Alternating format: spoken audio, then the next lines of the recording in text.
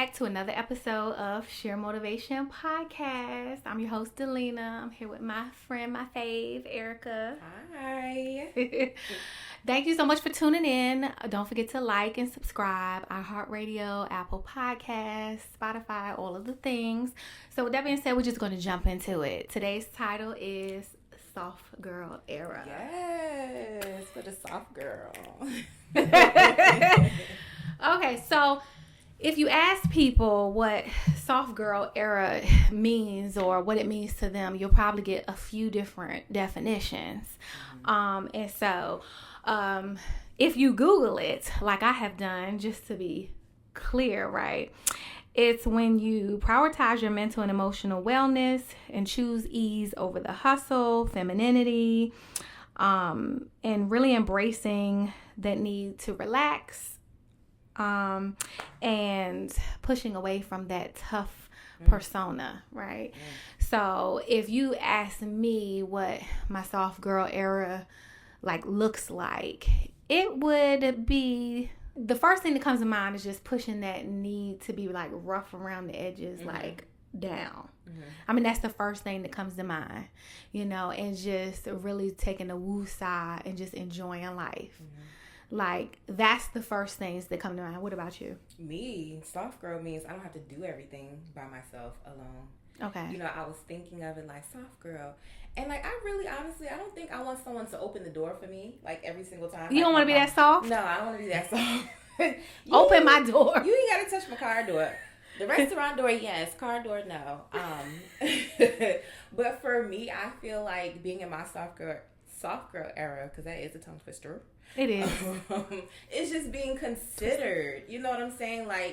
Taking some of the weight off of my back and putting it on yours. You know what I'm saying? Okay. So when you say taking off some of the weight off of my back and putting it on yours, you're referring to maybe a romantic situation? Will that catapult you further into the soft girl? Yes, actually. In one aspect, yeah. Being single and being a single mom and, being young, you have to do so much, and it just would feel great to have some help where I don't have to be hard all the time. Like I told you, I don't want to be in my hard man era. I want to be in my soft girl era. Right. So That's getting true. some help will kind of allow me to get back into being fully feminine instead of being the dad and the mom. Yeah. So let's go back a bit. So speaking of being a single mom, and it pushes you to kind of wear multiple hats. And one thing that I've learned is when I wear the multiple hats, I don't think I am as sweetie cake pie type of person. Okay. I'm spreading myself thin. I got a short fuse. And so back some years ago, I was, like a full grown man. Yeah, because you got to be. Yeah, somebody call your name, huh? You know what I mean? Sit down, don't touch that, put it back, don't pick it up. It was very drill sergeant. I was just yeah, and I think our environment nudges us to be that way, especially when you're taking on so much by yourself. You don't really got the time to be it's I need you to move, I need you to do this, I need this to be done. And it does take you to a place where you're rough around the edges, and back then I didn't really see the benefit of being soft. Being soft for what? Right, especially you don't want to raise soft children. Right. You know what I'm saying? In this world, we have to be hard on them because the world's going to be hard on them. You know what I'm saying? And, usually that toughness comes from the dad. Yeah. You know what I'm saying? So, the dad's still in the picture, but if you're mom and dad pretty much most of the time, you have to be hard because the world will just chew them up and spit them out. That's my favorite line. My kids would be like, oh gosh, if they heard you say that and walk up, because I would say that all the time. But true. It sucks that some moms have to play mom and dad because it does take the femininity, however you say that word, femininity, out of the equation. But I didn't even realize it. Even with my daughter, that was my firstborn, that was my little test baby. And I was definitely rough around the edges with her, because it was like, okay, all right, I gotta figure this out. I got this going on. I got all these moving parts. Okay, what do you need? Okay, you got what you need. All right, now I gotta get back to figuring this out, because I don't want to be working at McDonald's. I don't want to be, doing it. So I gotta figure this out. Like, all right, you good? You ate? You got somewhere to sleep? We're good. All right, boom. And I wasn't as nurturing as I needed to be. Yeah. You know what I'm saying? So as time passed, and as with a lot of things, wisdom should come with age.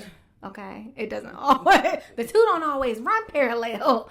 Wisdom should come with age. Okay. Yeah. We're gonna move along. Yeah, because I can run that back. Yeah. Wisdom should come with age, and I started looking back and realized that there were times when I should have and wish that I was a little bit more soft around the edges, but nonetheless, we're here now. And so what my soft girl era looks like for me now is I'm dealing with situations head on. Okay. But I'm dealing with them with grace. Okay. With patience. Okay. And I'm saying things out of love. Like, in a loving way, and I'm realizing, accepting, I can get my point across, but I don't got to cuss you out. Although I want to cuss you out, but I don't got to cuss you out. Yeah. You know what I mean? Yeah. And I don't have to let it get me internally ruffled, because it's okay. And not just with people in my exchanges with people, but even with my children. I'm delivering those lessons in love, giving them choices, explaining it to them. And then if they're making a choice that I would consider not a good one, still guiding them with love and discipline and not beating my chest, not so much with the iron fist. Yeah. You know what I mean? Because I can yell, I can fuss, I can rub your nose in a lot of things. And it's like, that ain't really... You know what I mean? That's not really going to get the outcome that I want. Yeah. You know what I'm saying? So that's a part of my soft girl era. And the other part is just like self-care, I'm finally getting there.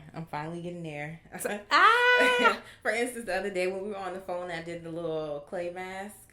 It feels good to really love on yourself. There's so many times I'm just like, oh, I want to do this, I want to do that. I want to get my nails done. I want to get a massage. I need to do this mask for my face to pull out the blackheads, the toxins, the this, that. And then I'll just be talking about it and then don't do it. Because I'm so wrapped up in being mom and doing this, and it just feels good now when you just take a moment for yourself to be like, I'm gonna take care of me. Yeah. And not put it off, because you can put it off and be like, and then it'll never get done. It's like 6 months later you got hammer toes. Okay.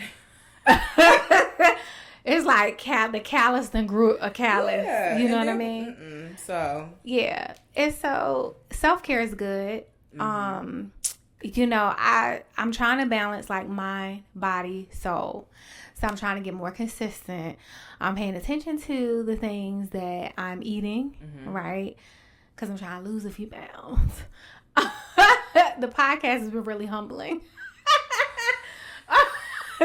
But I'm trying to lose a few pounds. Well, it's true. I'm really true, because I was looking at my arms. I was like... But paying attention to what I'm eating, paying a little bit more attention to what I'm watching, the music that I'm listening to. I love that. Yeah, just being more aware. Yeah. And so that I realize affects my mood, and so yeah, I'm just trying to be a little bit more well balanced. Self-care is very important. Like my massages, I used to be more consistent and I kind of fell off. So I'm trying to do mind, body, soul, a balance, mind, body, soul. Yeah. And then I'm trying to get more consistent with reading my Bible. So I'm a reader and I'll read my Bible, but I'll go and read the Bible once a week. And I'm like, that ain't really I need to do more.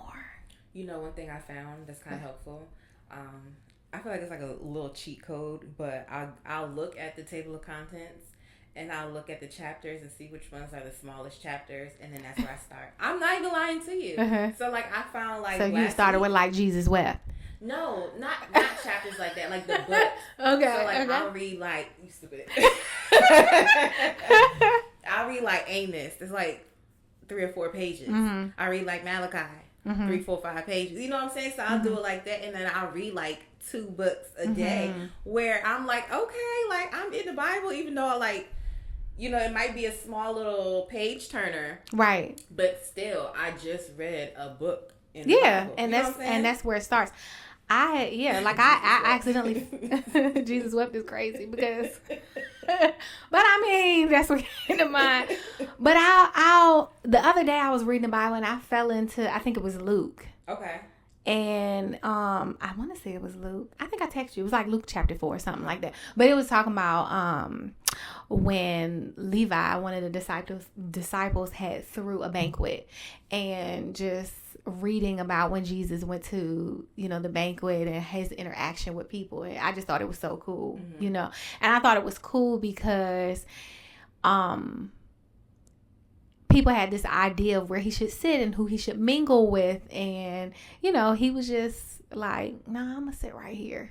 You know what? Jesus was in his soft girl era. Like, he was like, I'm going to sit right over here with the sinners and the tax people, you know, the taxpayers, because, I mean, and I you know what I admired about that is because there was a part of him that could recognize the authenticity of those particular group of people. He could have sat with the scholars and, you know, but he chose to sit. And I just thought that was so cool. You know, I really did. And so, yeah. But yeah, reading about that's part of my mind, body, soul, you know. And so that is helping me to step into the softness of it all. Do you want to be soft? There are times when I want to be soft, and there are times when I want to be a full-grown man. Okay. And why do you want to be this full-grown man? Because I feel like people be trying me. Okay. And you know, and I feel like that other side, they definitely do. You know, have to come out. But then, you know, when I be reading, like I said, good angel, bad angel, because God be like, vengeance is mine. Why do you keep trying to take it from me and execute it for yourself?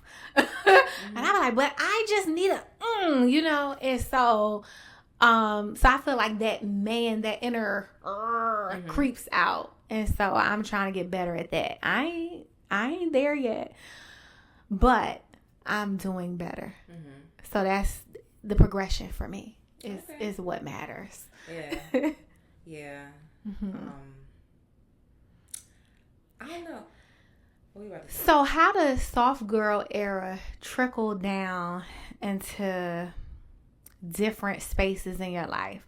Like you said, for example, in terms of a romantic situation, this is my idea of what it would mean to be in the soft girl part of it. You know, I don't necessarily need you to open my door, but da-da-da-da-da.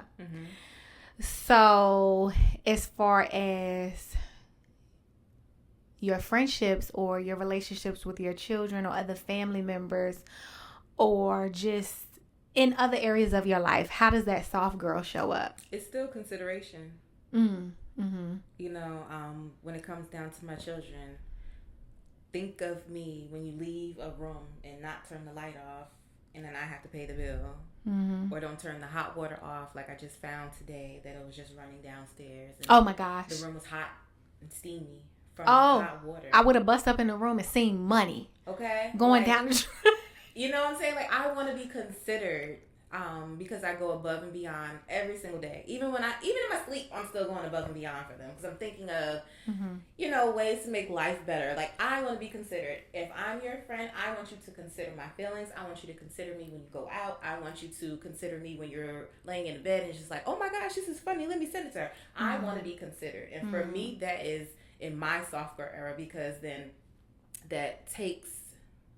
So you considering me, that makes me feel like I'm loved. So that makes me feel soft. My kids considering me, that makes me feel like I'm doing a good job as a mom. So it's just like, okay, that's one less thing I got to kind of worry about. Or that's one less bill that I got to pay that's going to be extremely high. Like, I want to be considered, and that makes me feel soft. Okay. Okay. That's good. I like that. Yeah. That's good information to know. I think being in my soft girl era as far as a relationship, I just don't want to have to be the mastermind of it. You know, okay, yeah. I want to feel like I have a teammate and to feel like we can discuss something and it's going to be executed. That makes me build trust. That makes me feel like I can count on you. And in turn, it just makes me feel soft. Like I don't have to like overthink it. I don't have to overwork because you're going to underwork. You know, as far as a romantic relationship, that would really make me like a soft girl. Yeah. You know, is to know like he got me. Mm-hmm. You know what I'm saying? If he said he's going to do it, he is going to do it. He is going to show up. He's going to be on time. Okay? And he's going to take care of it. Yeah. You know? I think as far as my friendships, that has evolved. That has evolved over time. I found that as my life goes through twists and turns, what I need from my friends change. You know what I'm saying? There was a time when I was younger and I felt like in order for us to be friends, we had to talk like every day. Or, you know, I think I'm in a phase where it don't matter if we talk every day, every other day, twice a week. I think consistency is key for me. Mm-hmm. And consideration is cool. Like, you know, just check being that friend. Because I'm that friend. I'm going to come check on you. If I know something ain't right, I'm going to give you a little time. Mm-hmm. And then I'm going to show up. You know, now if you don't want me there, then I'm going to respect that. Yeah. But you won't be able to say I ain't show up. Yeah. So for me, I think just being in that space where I can be transparent about what I'm feeling. And that person may or may not agree, but they can receive it and try to move a little bit differently in consideration of me. So I think consideration was great. Yeah. And like I said, with my kids, I'm just trying to teach them not from a place of irritation, but from love, right? And just not rule with an iron fist. I think that has really... So where do you think the irritation would come from? I think for me, I get most irritated when it's a repetition of me asking you to do something I know you're capable of. Okay. And when I am overwhelmed with other moving parts, and then I have on top of now having to correct you from something I've already told you about. Okay. I think that's where majority of the irritation comes from. So do you think having that help would take away from your irritation? If you had the mom, the dad, the boyfriend, the husband, just me, either way, they're just going to be annoying. That's a beautiful question. I think kids are just annoying. They are annoying. No, you don't have to. They're annoying, and you know they are. No, I think it would make a difference. I think some of the irritation would still be there, but mm-hmm. the help, the consistent day-to-day help would alleviate some of the irritation and allow me to maybe have more patience for other things. Okay. Yeah. Okay. So the help makes sense. The help would work, and it would allow me to release some of that tension and step into the precipice of soft girlness. Yeah. Yeah. You know, would it catapult me there? Mm-hmm. Yeah, because kids are annoying. Yeah, kids are annoying. But I love them, though. I mean, absolutely. You know, love the babies. But I'm just saying, they ask stupid questions. They tend to do stupid things, but we love them nonetheless because look, we do the same and God still loves us. So that part, because I be like, oh, I don't even just looking like just now, like yeah, I be like, Lord, I don't even deserve. Yeah, don't. But thank you. Right. So I try to keep that in mind, you know. But yeah, those are some of the things that would add to my soft girlness. And speaking of which, I mean, one of the things, as I said, I've been reading my Bible more. Clock it. Okay. And one of the things that stuck out to me as a reading, I had to go back and reread Proverbs like 31. And it was talking about the virtuous woman. And I mean, it's a bit of like a metaphorical poem because obviously some of the things in that chapter of the Bible we would not still be doing. We don't carry lanterns and things like that. So when you read Proverbs 31, you kind of gotta related to today's time. And it's kind of like a poem, to me, but to me the Bible talks about the virtuous woman, and I thought he described the supreme soft girl. Wow. And he just talks about how everything that she does is pouring into her family, encouraging her family, motivating her family. Her husband and her kids just respect her so much because she is putting them first, But also she has this rapport in the community where she's helping people and reaching people through acts of service and things like that. And I thought that was like the supreme soft girl. Yeah. You know what I mean? Because like to be dealing with the day-to-day of life and to see somebody and they need help and you do that, our humanity. What chapter is that? Proverbs 31. Might be 30, but I'm going to go with 31. Okay. Okay. It's just the whole chapter? It's like a whole 2 pages there. It's very extensive. Okay. And it really describes this sort of woman back in biblical times. Look this up while you're talking. She's going to look it up. She's going to put me on the spot. I hope I'm right. I hope you are too, because this is for our listeners and me as well. Like, I want to be a Proverbs 31 woman. Oh, well, that's a good one. Oh, I need a t-shirt like that. I want to be a Proverbs 31 woman. Woo. Yeah, that's a tough. I mean, it's some big shoes to fill. Okay, Proverbs 31. Yep. It starts at verse 10. Don't play with her because she's been reading lately. Yes. Okay.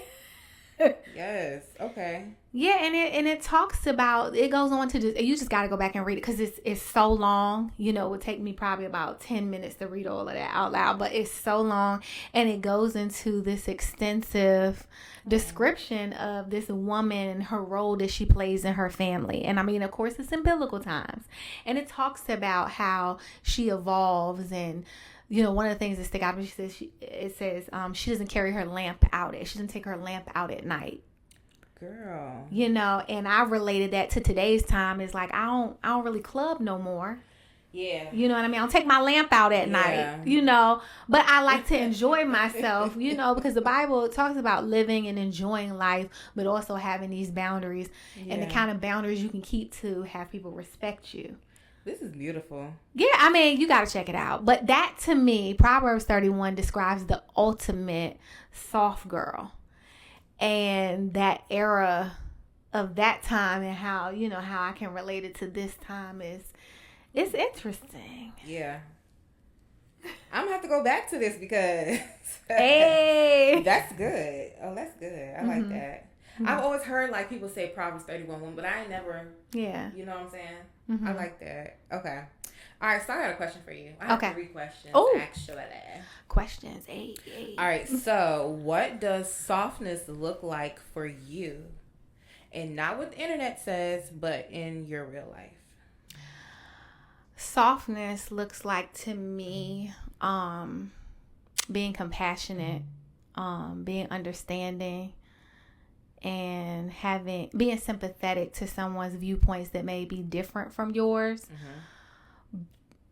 but being gentle with them about your feedback, and building from that, and being in a space where you allow yourself to learn and grow with that person. Okay. It could be in your friendships, romantic relationships, whatever it is. But just being able to be in that space and be gentle. Because there was a time I'm like, I don't care. I don't care. I don't care what you're talking about. So that's one of the things that make me think of soft. And what it means to be soft. It's because a lot of times people will have these experiences, and if we can't relate to it, if that hasn't happened to us, it's like, oh, okay, I'm glad you're all right now. Yeah. It's like, dang, the person just told you they got ran over by an 18-wheeler, and you're just like, all right, I'm glad you're good. Yeah. But it's like, oh my gosh. And just being in that space where you can listen with empathy and sympathy and build from that moment. And even if your opinion or your feedback is different, you can still deliver it with love. That, to me, is like soft, and necessary. Okay. I like. What is you? I mean, I was going to go to question number 2. Oh, okay. But I think you should answer it. Well, what does softness look like for me? For me, I'm just going to be very frank. I want to be spoiled. I have never been spoiled in my whole entire life. Ever. You want me to spoil you, girl? Yeah. Okay, like I just took you to lunch the other day. Bottles of water or something. Like, spoil me. I just took you to lunch the other day, girl. You know I love you, girl. No, I want more. I want more. They ain't never satisfied. Ever. No. Shoot. But like, I do. I want to be spoiled. Mm-hmm. Like, I'm so excited just to think of someone cooking dinner for me, and like, I'm on my way home, like, and I'm like, babe, what do you want for dinner? Oh, I'm already cooking it. Oh my gosh, like, I can't say what I want to say, but yeah. Okay. He was my husband. Mm-hmm. Read between those lines. Okay. You know, like, I want to be spoiled. Like, I'm not even like big into gifts or whatever like that, but I want to be. Okay. I want to be.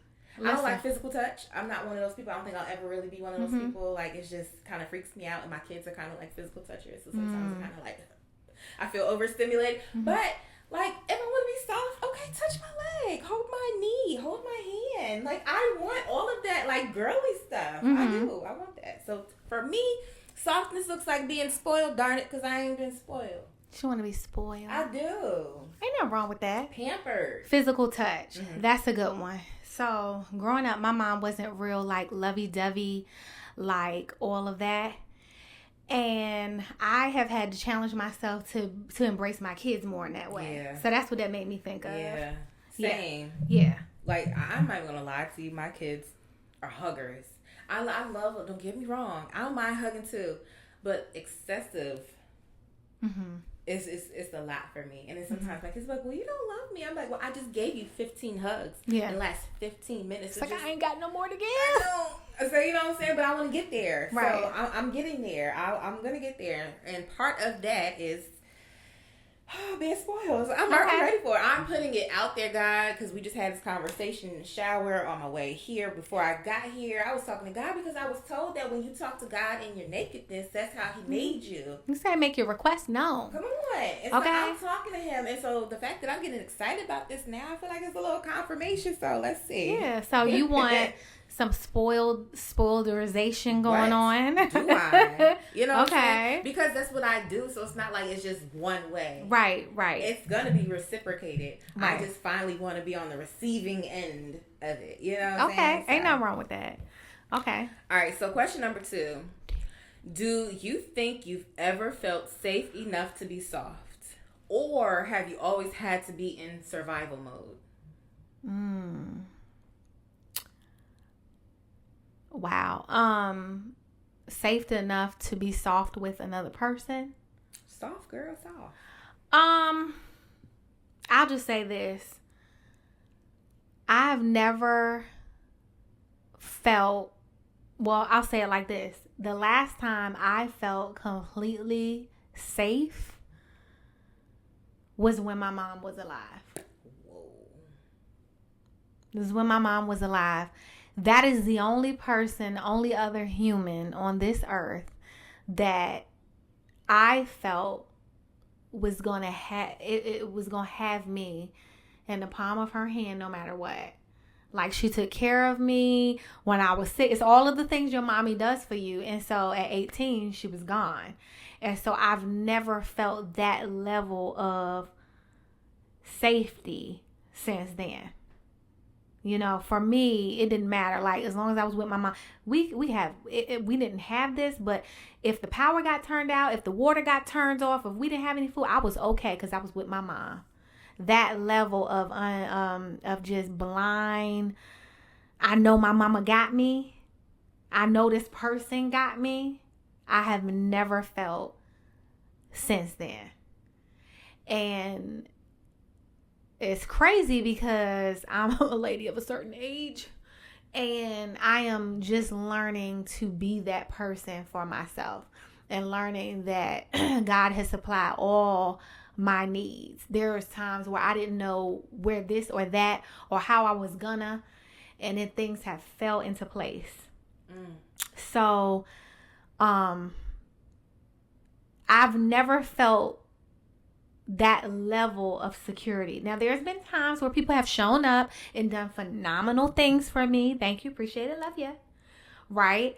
But I'm talking about that full surrender, knowing that you blindfold me and put me on the edge of a cliff because I know he got me. That type of, no. Survival mode. There were times I was in survival mode, but I was in it by myself.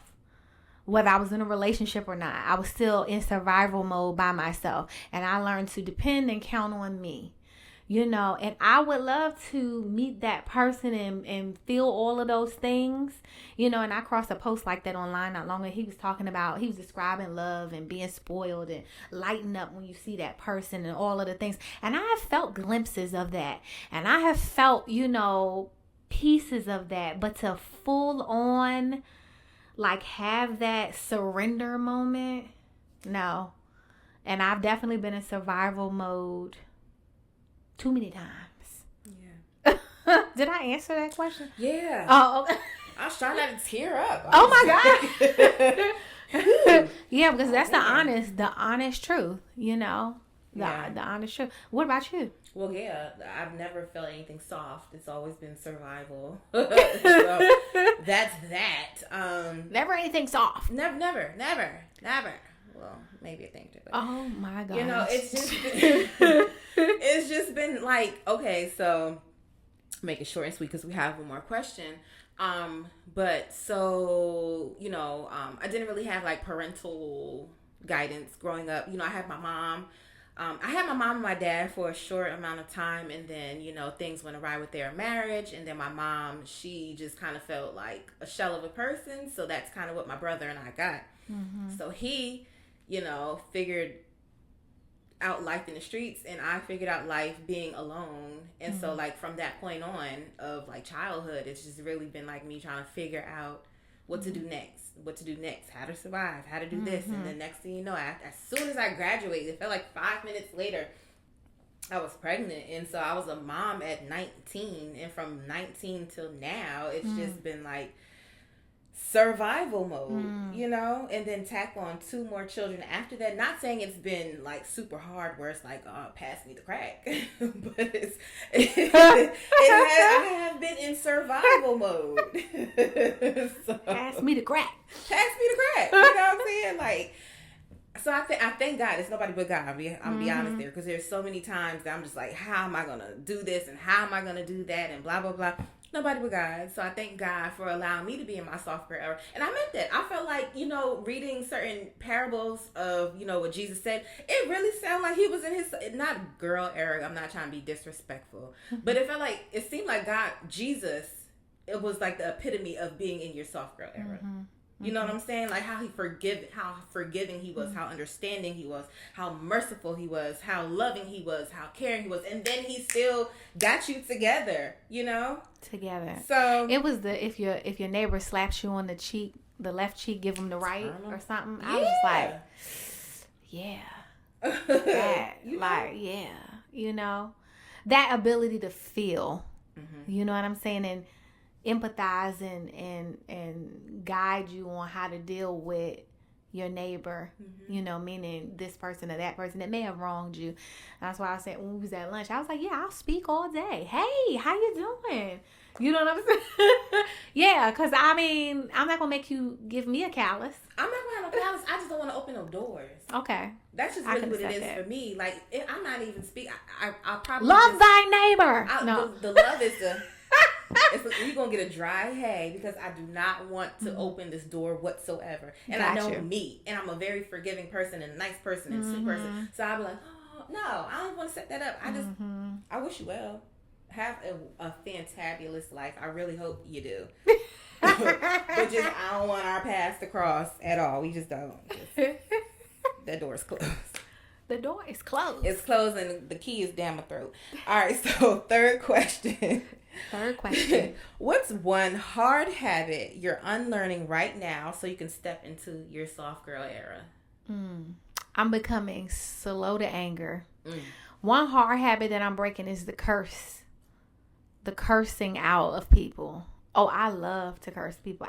I love it. It's, well, I used to love it. Now I'm separating myself from that feeling that a feeling of euphoria when I cuss somebody out.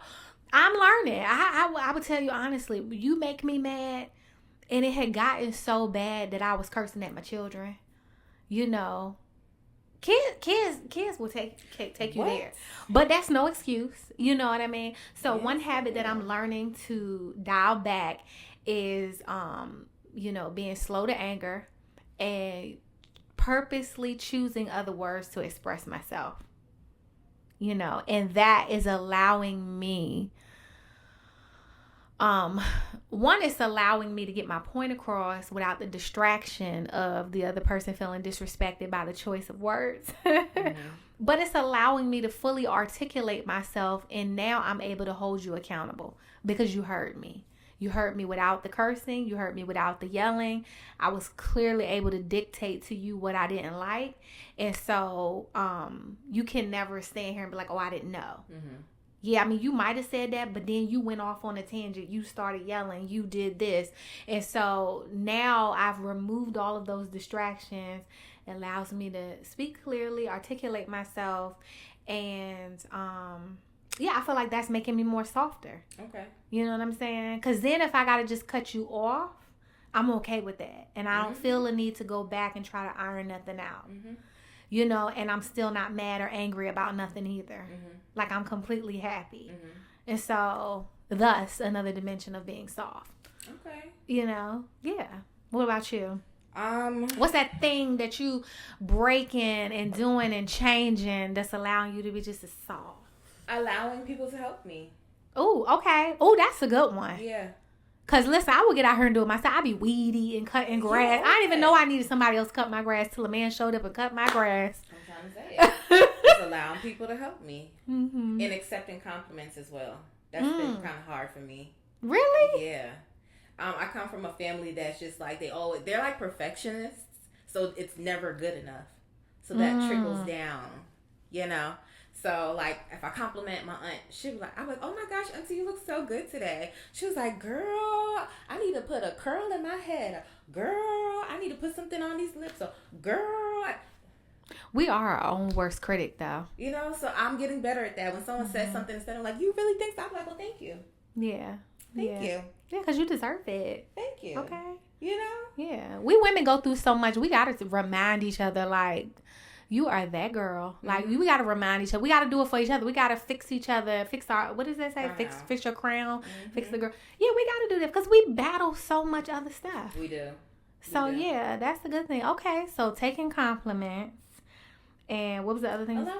Allowing help. Those are good ones. Yeah, those are good ones. I love that. Yeah. I love that. So going forward, what is one thing that will further catapult you into your soft girl era? One thing that you can do more of or less of that's going to nudge you a little bit closer? Being lazy. Being lazy? Yeah. Being less lazy? Yeah. Well, yeah. Oh, because I'm like... The only reason why I say that is if I want to look good and be comfortable with how I look, stop making excuses of going to the gym. Okay. If I want to look good, stop parking right in front of the store instead of taking them extra steps. Like, if I... Like, you know what I'm saying? Like, stop being lazy. Like, if you want to do this face mask, get up and do it. You know what I'm saying? Like... If you're thirsty and you know you need some water and your skin's all dry and parched, go downstairs, walk down the steps, get your water, come back upstairs and drink it. You know what I'm saying? Like, just stop being lazy. If I'm being real, stop being lazy. That was a good one. What is one thing I can do to catapult me into more of my soft girl era? I think really being truthful about how I feel about things with myself. I convince myself that things aren't, for example, that bad. Or, I tend to make justifications for things that happen in my environment that I might not like. Okay. She didn't mean to say it like that. Delulu. I can live on a little island known as Delulu. I love it there. I can meet a guy and really be into him. And I'm like, oh yeah, we might end up we might end up together, you know, or maybe we've had 3 phone conversations. I'm like, oh, he really liked me. You know what I'm saying? Girl, he done had 3 phone conversations with you. And you know, someone else. Right. And about 3, 4, 5 more people. And just being in that space of being in the reality of what it is. Mm-hmm. Not that I'm so far disconnected from it, but I have a tendency to know what it is and then make excuses. If a friend said something to me that hurt me, then I'm going to find the time and place and address it. You know what I mean? In love. You know, but just not letting things fester. I think that will allow me to reach more of my soft girl, because when things build up, they don't come out as soft as I want them to be. They don't. You know what I mean? Don't. I'm just saying, I heard stories. I don't know personally. You know what I'm saying? Like, so that's good. That's good. That's good that you see that. That's good that you're going to execute that. Like, that's good. Right. So with that being said, what does soft girl era mean for you? If you're a guy and you're looking for the soft girl, what would be some attributes that you're looking for in a soft girl? Okay. And what are you doing to work towards those things? You know, it could be anything, as you've heard. Drop it in the comments, like, share. Thank you so much for watching. And of course, come back each and every week for another episode of Sheer Motivation Podcast. And I will see you next week. Bye.